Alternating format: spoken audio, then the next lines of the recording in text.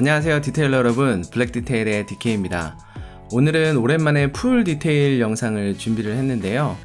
풀 디테일링이라고 한다면 기본적인 세차를 비롯해서 도장면의 기스를 제거하는 광택 작업, 그리고 말끔해진 그 도장면을 보호하는 유리막 코팅 작업까지를 말합니다.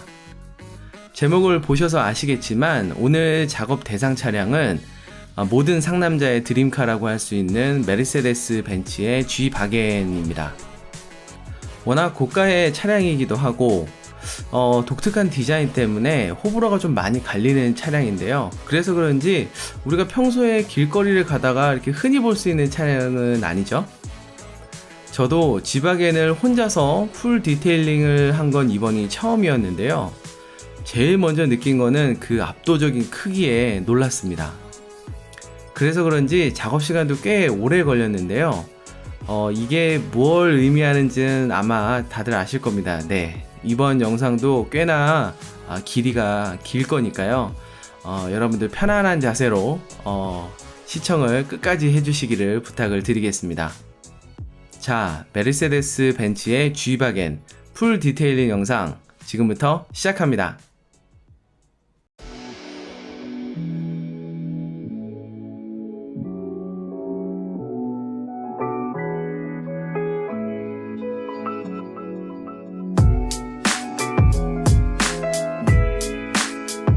오늘의 대상 차량인 2014년식 검정색 메르세데스 벤츠 G-클래스입니다. 차량이 비를 몇 번 맞아서 그런지 오염도가 좀 있는 편이었고, 차주분께서는 셀프 세차하는 것을 좋아하시지만 그 방법이 올바르지 않아 도장면에 스크래치가 많이 보였습니다.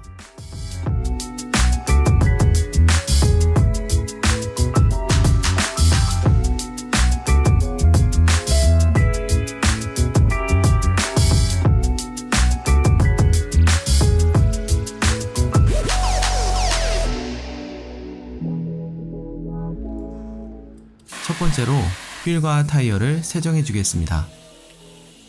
휠 버킷에 휠 전용 샴푸를 넣고 거품을 내주었는데요. 하이 데피니션 디테일의 브레이크스루 휠 샴푸를 사용했습니다.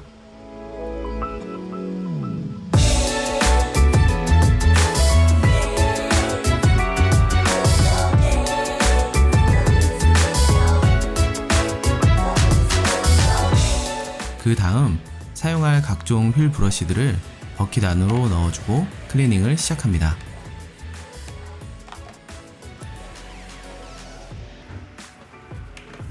먼저 압축 분무기를 이용해서 휠 클리너를 휠과 타이어, 휠 하우스 등에 골고루 뿌려줍니다. 사용한 휠 클리너는 나노스킨의 non-acid 휠 클리너인데요. 휠뿐만 아니라 타이어와 휠 하우스까지 모두 사용이 가능하다는 장점이 있습니다. 이제 휠 브러쉬를 이용해 휠 안쪽부터 바깥쪽, 타이어 및 휠 하우스를 구석구석 닦아줍니다.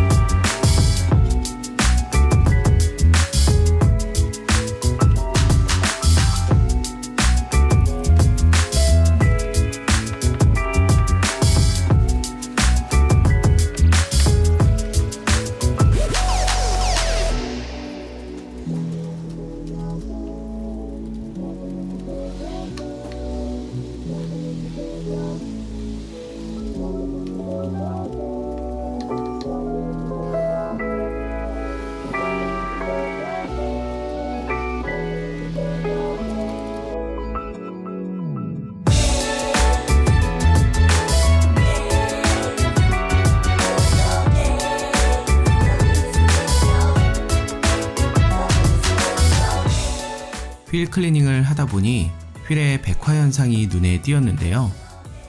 휠을 충분히 식히지 않고 독한 약재로 반복적으로 세차를 하시면 이렇게 백화 현상이 일어날 수 있습니다. 이미 백화가 시작된 휠은 재도색을 하는 것 말고는 다른 해결 방법이 없습니다.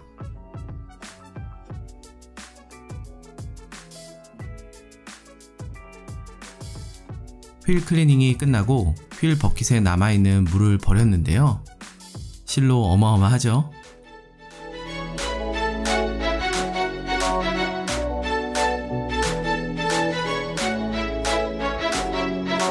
이젠 본격적으로 차량 외부를 세차해 줄 텐데요. 차량에 오염도가 있는 만큼 고압수를 먼저 뿌려주고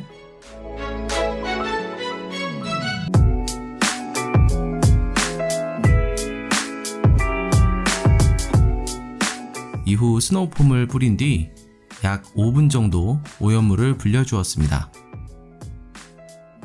이렇게 하면 외부에 붙은 오염물의 상당 부분을 제거하여 보다 안전하게 세차를 할 수 있게 해줍니다.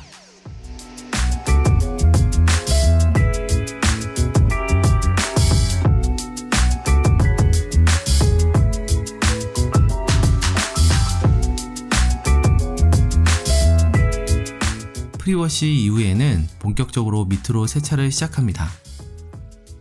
버킷에 물과 그립가드를 넣어주고 미트질을 해줄 텐데요. 오늘 제가 사용할 샴푸는 맥과이어스의 와시 플러스입니다. 샴푸 안에 부드러운 연마 성분을 포함하고 있기 때문에 세차와 동시에 도장면의 왁스 찌꺼기 등을 완전히 지울 수 있기 때문에 광택이나 폴리싱 전에 사용하기에 아주 좋은 샴푸입니다.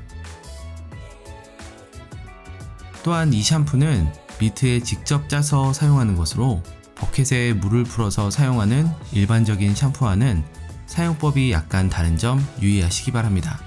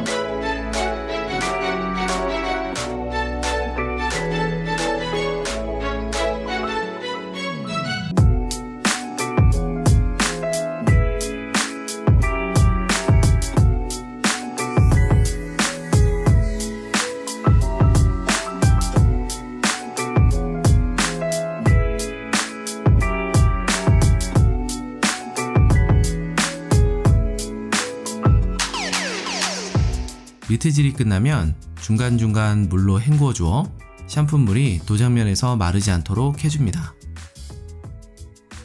훌륭한 광택은 꼼꼼한 전처리에서부터 온다고 하죠. 미트질을 할 때도 빠짐없이 구석구석 닦아줍니다.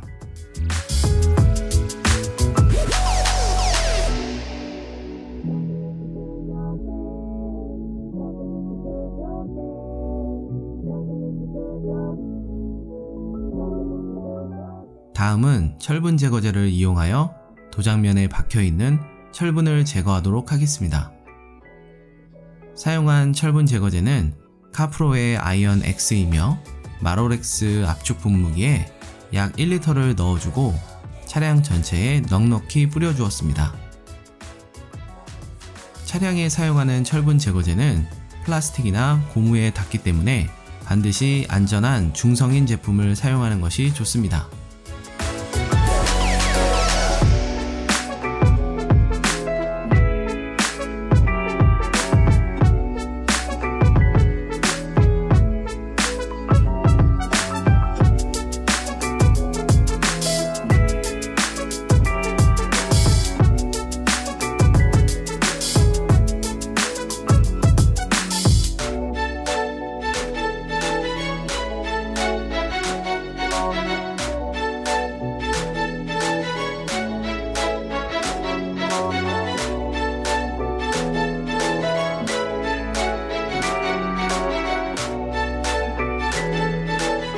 철분 제거제는 철분을 만나면 붉게 색깔이 바뀌면서 반응하는데요.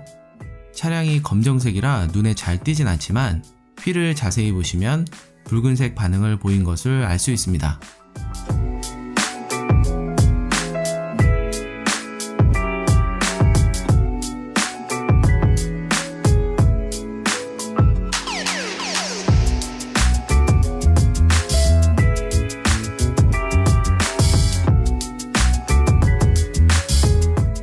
뿌려준 지 약 5분이 경과한 후에는 고압수로 린스해줍니다.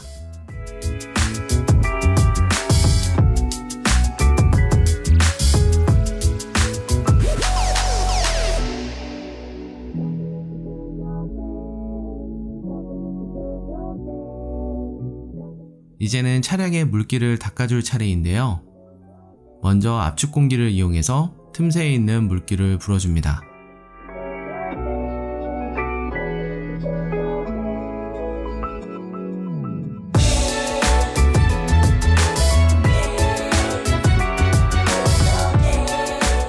그 다음에는 드라잉 타올을 이용해서 완전히 물기를 닦아내줍니다.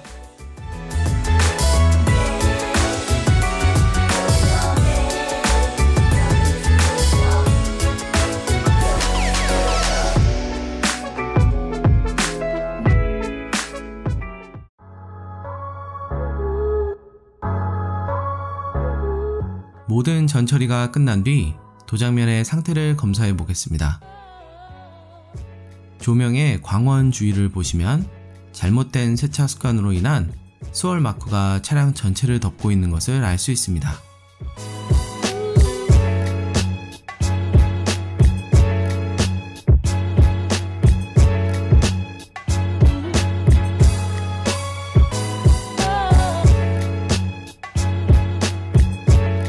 도어 쪽은 스월이 좀 더 심하네요.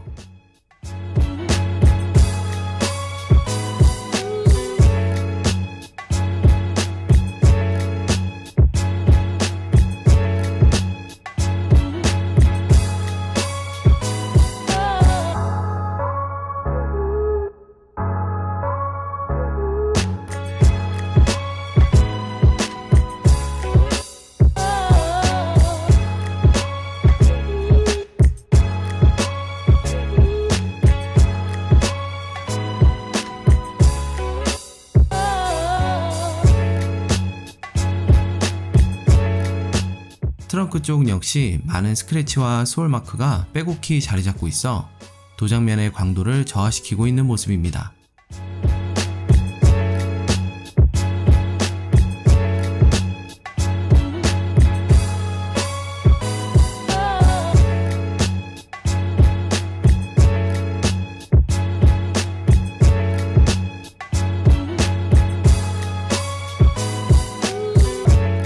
마지막으로 루프 쪽을 살펴보았는데요. 차주분께서 평소 세차 시에 루프는 신경을 안 썼다고 하셨는데 역시나 많은 오염물과 워터스팟으로 인해 도장면이 아주 탁하네요.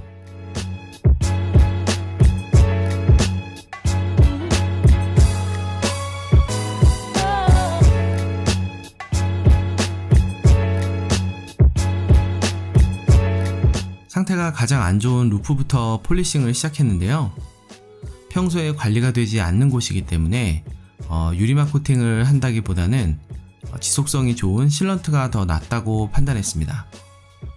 그래서 연마와 보호를 한 번에 할 수 있는 올인원 제품인 그리오츠 게러지의 피니싱 실런트와 레이컨트리의 오렌지 폴리싱 패드를 조합하여 작업했습니다.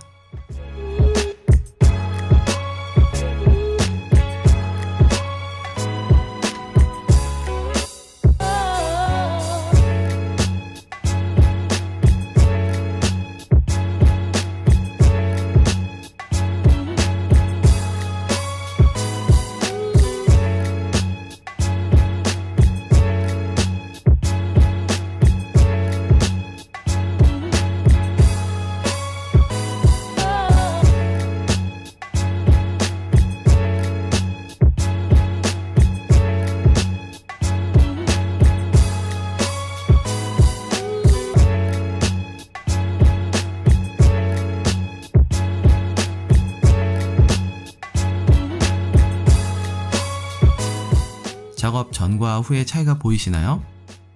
완벽한 결과물보다는 최소한의 연마로 도장면에 찌든 오염물과 워터스팟을 제거하고 실런트로 도장면을 보호하는 데 주력했습니다. 다음은 본넷을 폴리싱 해주었는데요.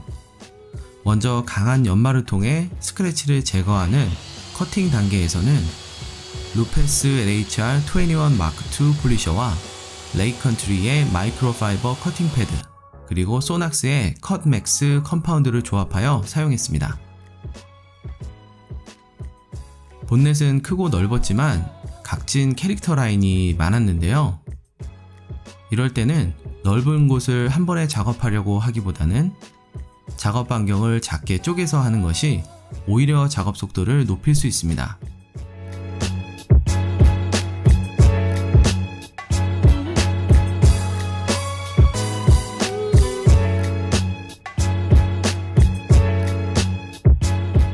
도장면의 경도가 단단한 편이기도 했고 패드와 컴파운드의 조합이 적절했기 때문에 커팅력이 꽤나 강한 조합이었음에도 불구하고 큰 데미지 없이 작업이 가능했습니다.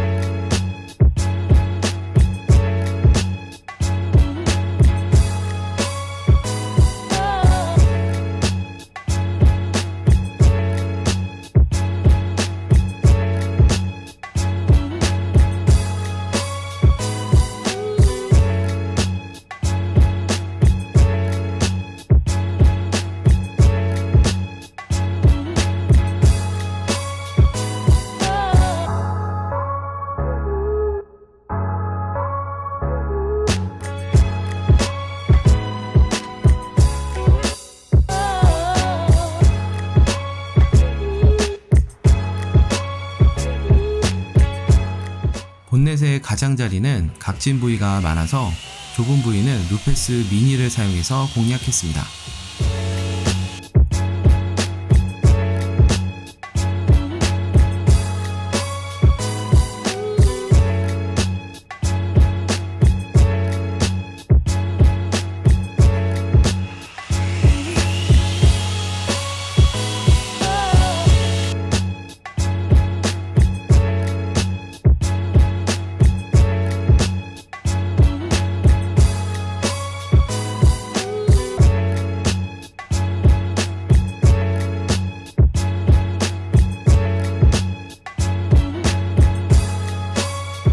커팅 단계에서 생긴 미세한 데미지를 제거하여 광도를 최대한으로 끌어올리는 피니싱 단계에서는 토크 10FX 폴리셔에 SPTA 오렌지 폴리싱 패드를 장착하고 맥과이어스의 M205를 사용했습니다. 피니싱 단계에서는 많은 연마를 필요로 하지 않기 때문에 커팅 단계 때보다 한 번에 넓은 면을 처리할 수 있어 작업 속도가 빠르고 비교적 간단하다고 할 수 있겠지만 폴리싱 작업의 전체적인 완성도를 결정짓는 단계이기 때문에 절대로 소홀히 하면 안 됩니다.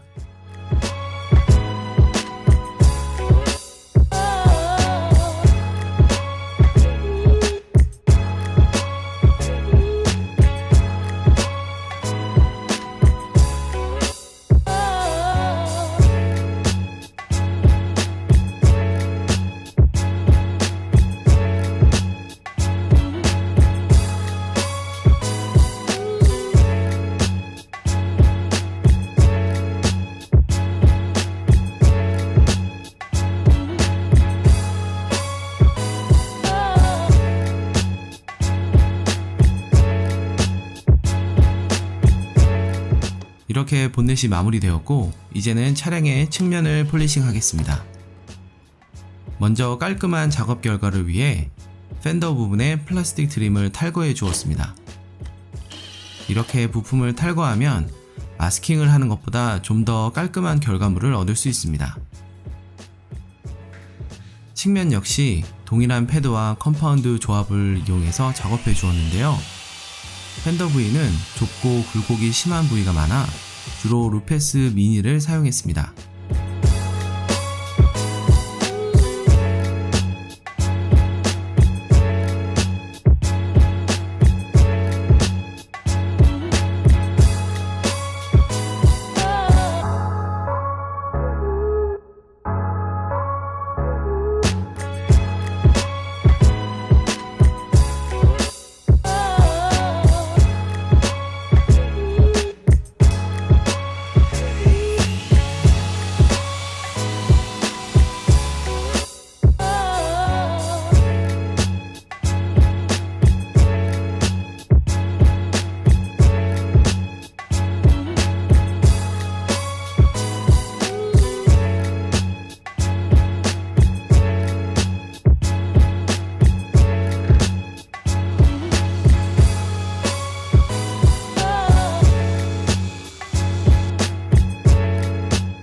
상대적으로 평평한 면이 많은 도어 쪽은 루페스 LHR21 마크2로 작업했습니다.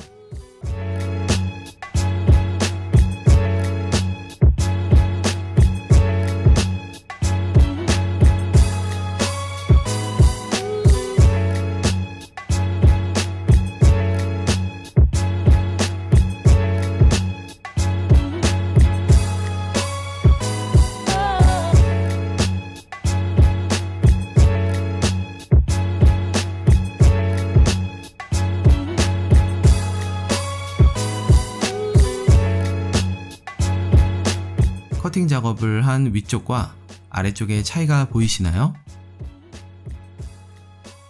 커팅을 한 위쪽이 약간 뿌옇게 보이는 것은 피니싱 단계를 거치면서 제거됩니다.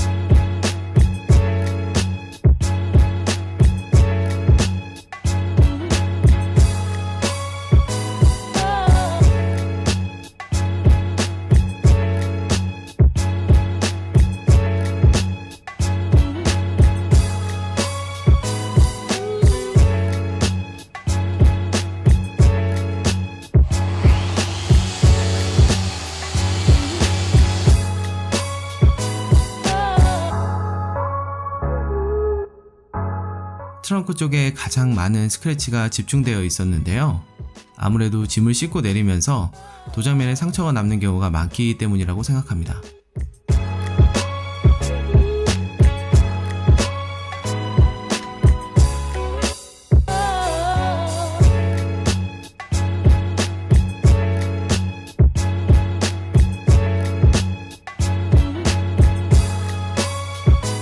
스크래치가 제거되고 나니 훨씬 깊은 색감과 광택이 올라오네요.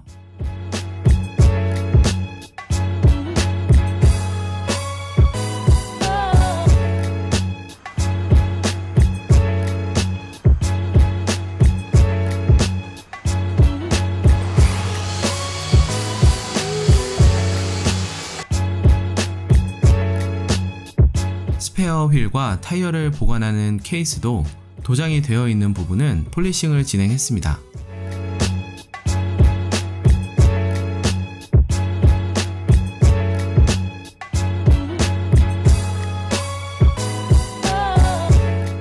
차이가 보이시죠?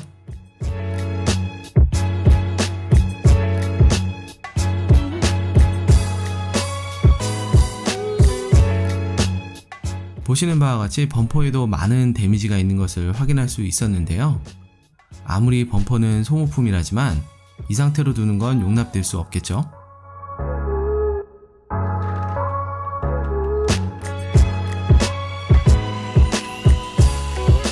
롤패스 미니를 이용해서 디테일하게 작업해줍니다.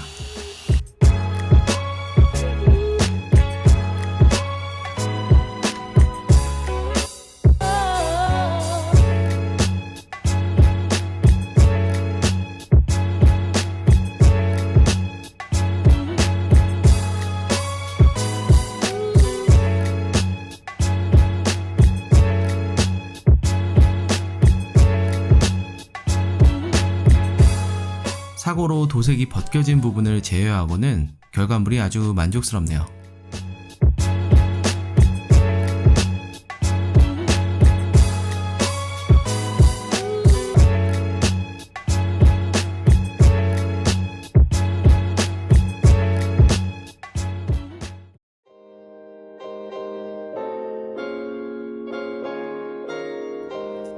자, 광택 작업이 마무리되었으면 다시 한번 세차를 해줘야 하는데요. 제일 먼저 버킷에 물을 담고 샴푸를 풀어준 다음 거품을 내서 미트질할 준비를 해줍니다. 이렇게 광택 작업 이후 다시 한번 세차를 하는 이유는 유리막 코팅을 시공하기 전에 도장면에 붙은 분진을 청소하고 컴파운드에 함유된 오일 성분을 깨끗이 제거하기 위함입니다. 차량 전체에 고압수와 스노우폼을 뿌려주고 약 5분간 대기합니다. 이후 미트질을 해주고 고압수로 린스를 해줍니다.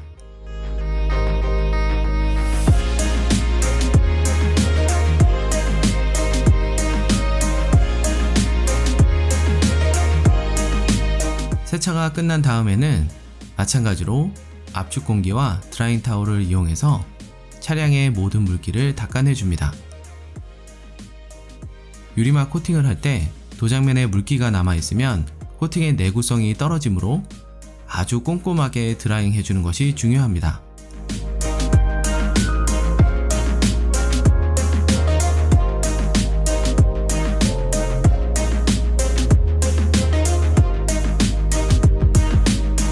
오늘 제가 사용할 코팅제는 센시아의 크리스탈 글로우 8년 지속형입니다.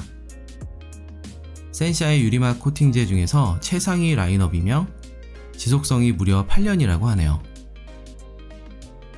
코팅제의 용량은 50ml로 중형 세단을 기준으로 2대를 시공할 수 있는 넉넉한 양입니다.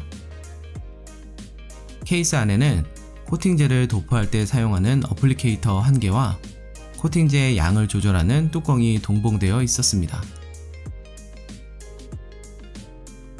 작업 전 손을 보호하기 위해 니트릴 장갑을 반드시 껴주고요. 용기를 열고 아까 동봉된 뚜껑을 껴줍니다.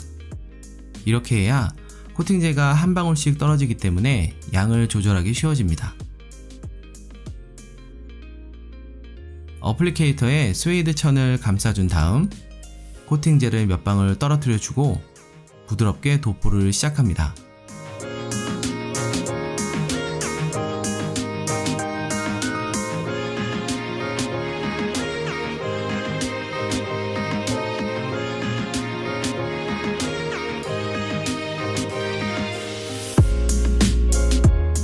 제품 설명서에는 도포 직후부터 경화가 시작되므로 기다리지 말고 바로 닦아내라고 되어 있었는데요. 실제로 작업을 해보니 한 패널 전체를 천천히 바르고 닦아도 될 정도로 작업성이 아주 우수했습니다. 얼룩이 거의 남지 않고 쉽게 닦이기 때문에 아주 편하게 작업을 할 수 있었습니다.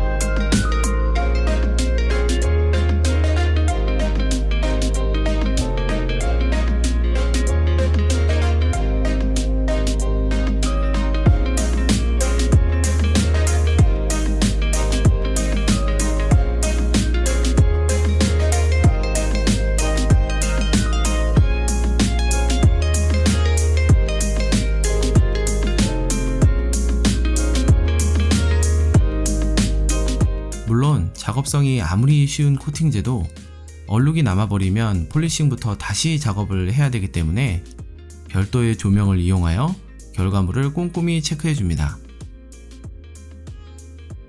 이어서 동일한 방법으로 차량의 측면도 유리막 코팅 작업을 해주었습니다.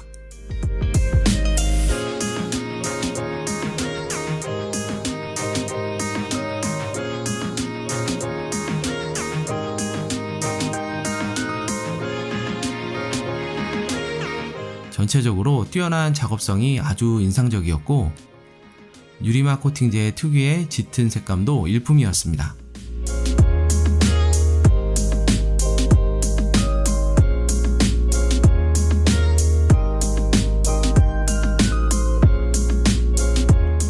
자, 이렇게 해서 G 바겐의 풀 디테일링 과정이 모두 끝났습니다. 차량의 상태가 뭐 그렇게 심각하다고 말할 정도는 아니었지만 차가 또 워낙에 컸고요. 그리고 큰 차임에도 불구하고 굉장히 많은 캐릭터 라인 그리고 굴곡들이 있어서 상당히 작업하는 데 시간이 많이 걸렸습니다. 한 48시간 정도는 소요된 것 같아요. 긴 작업 시간이 들은 만큼 몸도 상당히 고됐었는데요. 작업을 마치고 나서 보니까 뭔가 큰 산을 하나 넘은 것 같은 그런 뿌듯함이 느껴졌습니다. 시청하신 여러분들도 혹시 재미있으셨나요? 저는 상당히 재밌었습니다. 아직 최종 결과물을 못 보셨죠? 제가 영상 마지막에 최종 결과물을 보여드릴 테니까요. 끝까지 시청을 해주시고요. 오늘 영상 유익하셨다면 좋아요와 구독하기 잊지 마시고 저는 다음에 또 새로운 영상으로 인사드리겠습니다. 감사합니다.